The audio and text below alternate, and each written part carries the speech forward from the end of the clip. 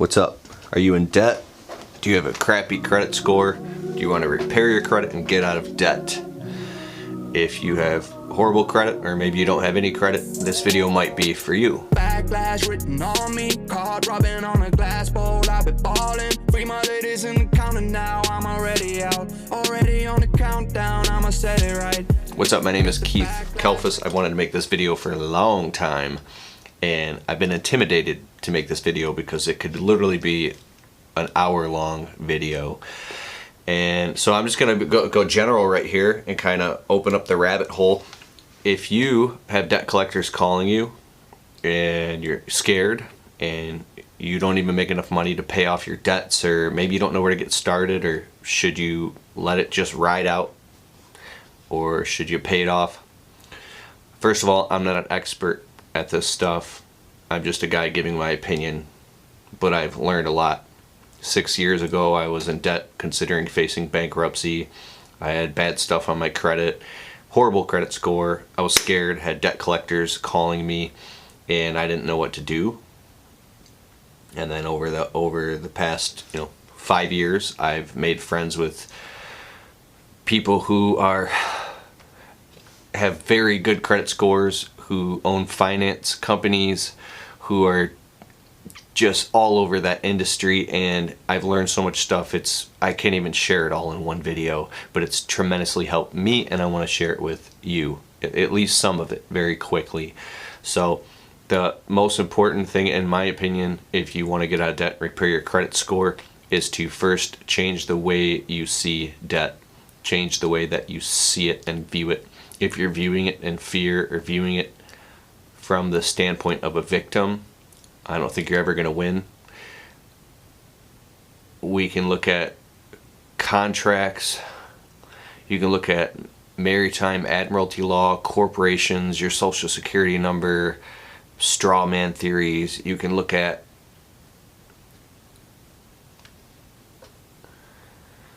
is the debt really even yours? Is it an alleged debt? Is it a real debt? What you should and should not say to a debt collector. How you literally can just wash a debt totally clean, like it was never even there. The statute of limitations, whether it's 3 years, 5 years, 7 years, even 10 years, depending on your state. Was the debt bought and sold to somebody else, and then they're trying to get you to agree that the debt was even yours, and then if you even make a payment on a debt that's 6 years and 9 months up from having to legally fall off your credit report or be removed, or the debt has been deemed uncollectible and sold off to somebody else for pennies on the dollar, could you, if you even admit that it's your debt, it could reset the statute of limitations, and now it becomes your debt, a debt that's not even actually even yours, for another 7 years. If you make a payment on a debt, it could actually hurt your credit more and then reset for 7 more years. There's so much stuff, it's insane, but it's simple once you go through creditkarma.com. I know I'm just spitting out a bunch of stuff at you, just trust me here. Creditkarma.com is an awesome app, and I'm sure it's not completely totally accurate. I know I've got my credit score from a 528, which is really bad, up to a 744 now. If you're late on any payments, such as I show that I have poor on-time payment history. Here's just an example. I have poor on-time. I'm a criminal. I have poor on-time payment history. I do. I've never been late on a single payment. No, let's say you. You could not have been late on a single payment for the past 5 years ago. 5 years. But 5 years ago, you were late on one student loan payment one time, and you were 2 weeks late, and now that sticks on your credit report for 7 years, showing that you have poor on-time payment history. You could literally be like Jesus walking around, and if you have one little speck of dust on your garment, oh, you're a piece of crap. Oh, you're a criminal. Oh, you can't make it to the gates of heaven. Oh, like And that's how it can feel very, very discouraging. So 7 years is a long time, but it's going to come whether you like it or not. So I really think that you have to make enough money to even be able to... Sorry, we're doing this 7-day challenge right now. We're getting up early and going running. Tired. You have to make enough money to be able to pay all your bills and then pay all your taxes, you know, and then save money and have money for emergency and then pay off your debts. So the only way for me to start paying off my debts was, first of all, I had to actually suspend my belief in knowing that the debts were there. I know this sounds like really crappy advice. So I'll just say I had to pretend that the debt didn't exist and ignore the debt collectors for a while and say I'm not in any debt, because it was so emotionally distracting and so much guilt was running through me. I couldn't even make any more money. I couldn't even focus on making money because I was like, I made a little bit of money. Oh my God, should I invest it in my business to make more money, or should I pay these debt collectors? I don't know what to do. Should we maybe get the hell out of this shithole we're living in and upgrade our lifestyle a little bit more? Or pay off the debt collectors? So here's what I had to do. I had to get my business up to a point where it was fully sustainable in paying all the bills. Because, okay, if you got just enough money to make it to the end of the month and you got a little bit more money this month, are you going to give it to the debt collector? Or are you going to sock that away to protect yourself? Right? So I had to get my business to where it was sustainably feeding my family and saving up for the winter like a squirrel. And then when the excess money started coming in, and I was learning more by reading books like this and audiobooks and 33 Ways to Improve Your Credit Score, Debt Cures by Kevin Trudeau and all that stuff, then you start learning how you can negotiate. Then you start, when you get some money in the bank, you start getting some power and confidence. You start learning how to talk to these people on the phone. You start learning about the 3 debt collection bureaus, TransUnion, Equifax, and Experian. You learn that you can dispute debts. You learn that you can just get things resolved or wipe off. You can owe a debt that's $1,000 and settle it for $300. You got an old cell phone bill, like an old Sprint phone that got shut off. Raise your hand if you got a Sprint phone that got shut off back in the day, and you think you owe them like $800. You can literally settle that thing for $160, and then ask them for a proof of payment letter, and then upload that thing inside of the Equifax, TransUnion, Experian, the 3 debt reporting companies that they have to report to every single month by law. And then you can upload it to them and then really push to make sure that thing gets wiped off. Like, you get on top of it, and then you get on creditkarma.com and you start checking out your credit score every single month and seeing what's going on, getting in there and seeing like, oh, what actually am I in debt? Start getting the papers in the mail and start organizing and start getting on top of it, and little by little you can start to chip away at the debt pile. You can go get yourself a secured credit card at your bank. I put like $250 down and got like a secured credit card with a $250 limit of my own money. And I had to use that thing for a long time, and then now the thing's got like, I don't know, a $5,000 limit. And then once you kind of get that going, you get another credit card, right? And then you pay it off every single month, and you can learn about credit card algorithms and how to never ever use more than 30% of your allowed credit amount. So if you are allowed to spend $1,000, never ever spend more than $333 on that thing, and pay it off every month and let it go past the point so it shows, and then pay it off. If you do that consistently, then you start to build credit, right? And there's some things that can hurt you, like if you open up too many too fast. There's so much stuff, like it's a long journey, but you get to the point where you're so proactive and you're so on top of it that you're like, it's like playing duck hunt. A duck comes up, pow! You hit it immediately and you get really confident and proactive, right? I remember over the winter, our gas bill in our house, it just comes out automatically. Well, we had changed debit cards, right? It expired, we got a new debit card, and I didn't realize our gas bill didn't get paid for 3.5, 4 months, and it was racking up like $300-400 or something. And I called up the gas company, freaked out. I go, oh, you didn't report that to my credit. Like, no, I paid it off right then and there, and I put it back on auto pay with a new credit card. It's just something that slipped, right? Really, really busy. And they didn't report it to the credit bureaus, and I was like, oh, you can't mess up a clean record. So that you develop that state of consciousness where you get really on top of it. So you go from being a complete victim to the matter to now you are in control and your credit score is awesome. I have like one thing left on my credit report that's going to fall off in a few months, and then I will be 100% debt free.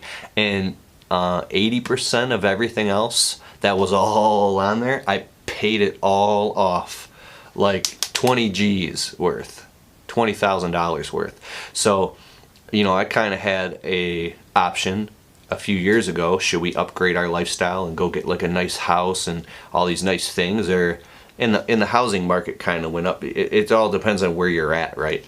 Or should I take that money and do the right thing and pay off my debts? So I spent the last 5 years paying off debt and rebuilding my credit. Now I have good ass credit, and I could go get finance for almost anything, right? And it took years to get to that point, and I don't know if I'm proud of it or not, but like, damn it, I'm 35. So I think that the way to look at it is get this book on audible.com. It'll blow your mind. Kevin Trudeau's Debt Cures. They don't want you to know about whether what you think of him or not. If you kind of do some research on this guy, he got himself into some trouble. But I learned a lot of stuff from this guy. You know, maybe he was saying some stuff that they don't want you to know about. You know, I can't say that for sure. I don't know. All I know is that, you know, wherever there's information that you can get to learn how to financially protect yourself.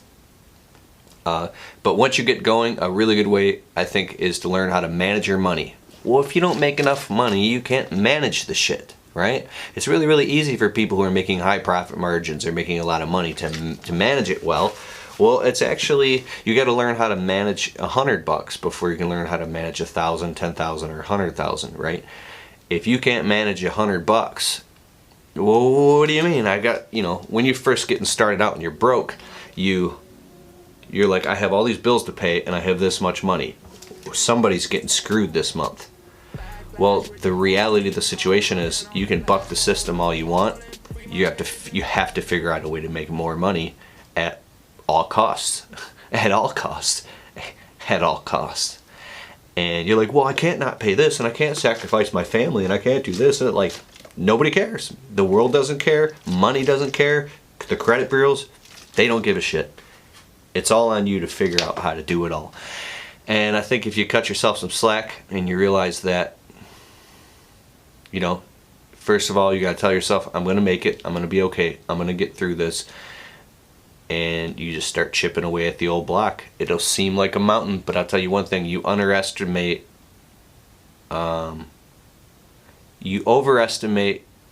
what you can do in a year, and you underestimate what you can do in 5 years.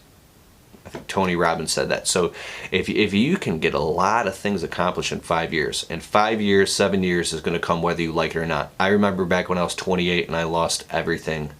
I was terrified. And I've told stories like this in other videos. I was like, oh my God, I'm not even going to have my shit together until I'm like 32, 33, 34, 35. That's like saying right now, I'm not going to have my shit together till I'm 45. If you're in that tough of a situation and you have no way out. Einstein said, you can't solve a problem with the same level of thinking that you were at when you created the problem. And I know the world can be really tough. You can have strokes of bad luck where no matter what you do, everything falls apart. There's dark seasons in your life where no matter what you do, you're just getting hammered. You could be the best, hardworking, smartest, talented, most strategic person, and everything you touch turns to shit for a season of your life.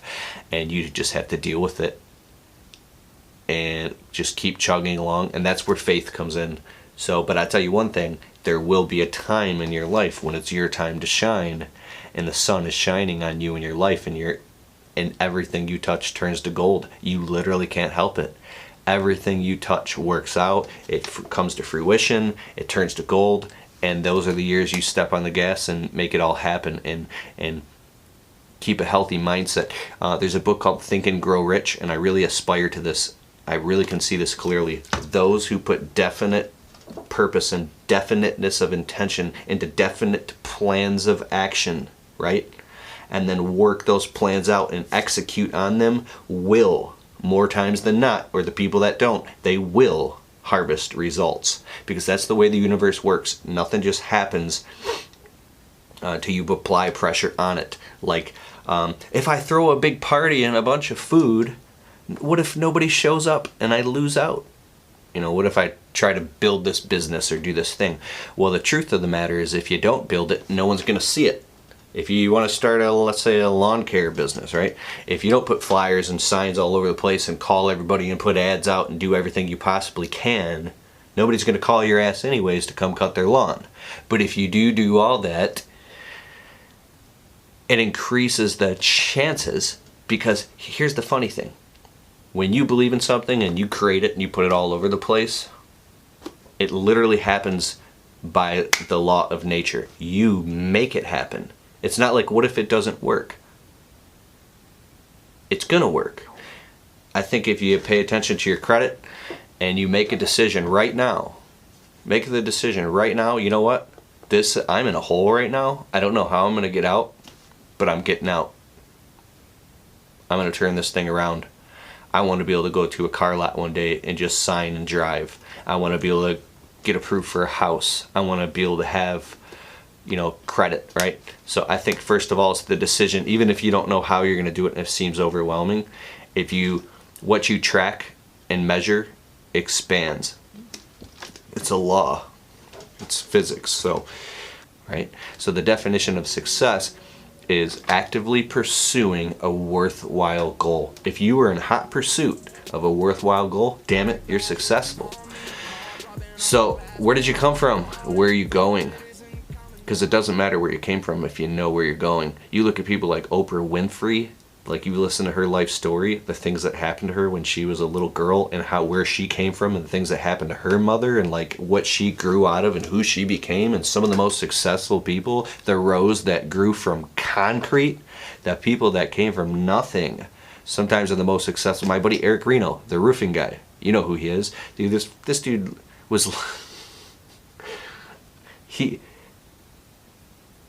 he came from very humble beginnings, so to speak. If you'd have seen him, like, I was on the phone with somebody the other day and I said, yeah, Eric turned out demonstrably successful. And he's like, Eric Reno? I never would have thought in a million years that guy would have. If you'd have seen him, I mean, that motherfucker was tripping. And he did. Because it comes down to a decision of believing in yourself. So 33 ways to improve your credit score. Debt cures they don't want you to know about anything. Dude, man, we're in the future, bro. You got a cell phone, you got audible.com. If you're listening to music all day long while you're working, I mean, cut out a couple hours a day of that. I'm not trying to tell you what to do. I'm just trying to impress upon you that through the power of audiobooks, you can literally learn how to build a business, increase your credit score. All like Robert Kiyosaki's books, you can learn about marketing. You can literally be on a different planet. While you're stuck in this dead-end job, or you're stuck wherever you're stuck at, you can feed your mind. And then when you feed your consciousness and you change and you get enthusiastic, you literally start through the laws of quantum physics or whatever, you start changing your reality. When you get fired up and you start making those confident decisions, you'll just start attracting those people, new people, and the old people will start to fall away. So, yay. All right, cool. This is my bookshelf I need to clean up. These are my books, dog.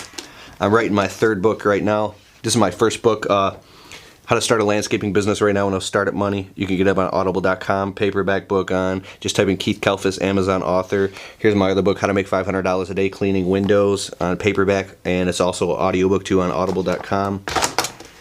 And then over here is my books. I actually need to clean out this bookshelf and organize it. Here, one second. This is off kilter. There you go. See? I love books, man, but if you don't have time to read, just go on audible.com. Tons of amazing books, dude. All right. I wish you a blessed day. Hit the subscribe button, thumbs up, and let me know what you thought about this video. I'll put a link in the description below for a couple of my favorite books. Cool? Alright, later. Peace out. Already on the countdown, I'ma set it right.